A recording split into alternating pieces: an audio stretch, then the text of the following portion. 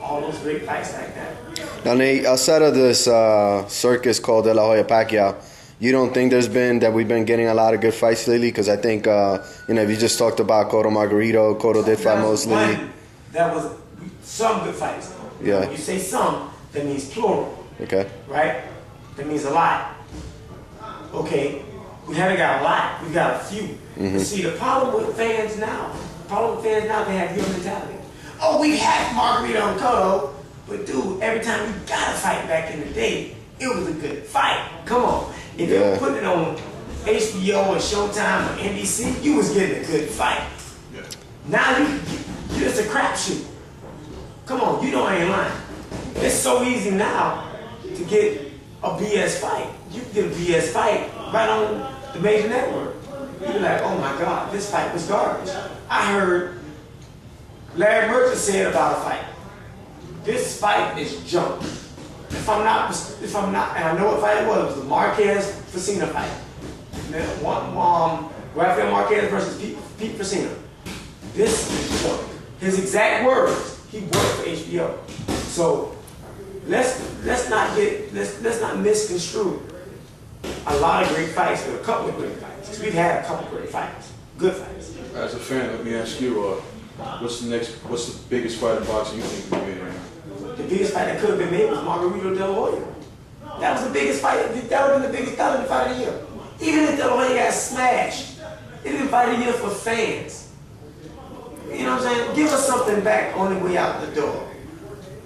But you want to go, unlike the way you came into the game and became a superstar, you beat up on the old shot leaders, but you don't want to go out and give the next guy, you don't want to give the next guy his due. That's a solid point. But you'll beat him twice. He beat up on the old man twice. They still don't like him in Mexico because of that. Right, and they'll never like him. And they're going to hate him even worse. Yeah. See, people have sold legacy for money. They sold a legacy for money. They've sold a legacy for money. Even though the other guys may not have the money, I want to be rich and I want to have money and a legacy. I'm not going to sell one for the other. I'm not going to. There's a way, there's a happy medium in there. There's a happy medium in there. You can get I think you have a solid legacy and do some good things with your money and be okay at the end of the day. So for me, I want both. And I don't want to sacrifice one for the other.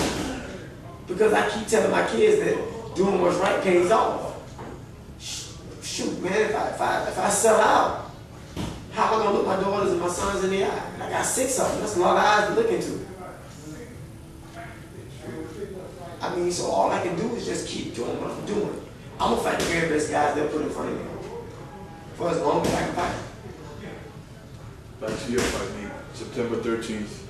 Like I told you before, you're going up against someone else. You're going up against the Golden Boy promoter, Casamigos Marquez. You got the fans here looking through the camera, telling them why they should watch your fight instead of that other fight. I have a beautiful way to put that. If you found a Mercedes-Benz, brand new 2008, 550, I'm saying, next biggest is the 600. For the same price as Acura, would you get it? What about if it was less? Big Benz, Nate Campbell versus Guzman. Nice Acura. Casamigos versus Marquez. Big Benz costs nothing. Casamigos Marquez costs you more than what the Benz does. Make your choice. You want to see a fight that could develop into a very great, could be one of the best fights in history if things go the way that we want to go. Could be a stinker. That's the beauty about a boxing match. I don't make stink boxing matches. Never been in a stink. We know that both of the guys that fight on the other card have a tendency to make fights kind of ugly. Both guys have a tendency to do that.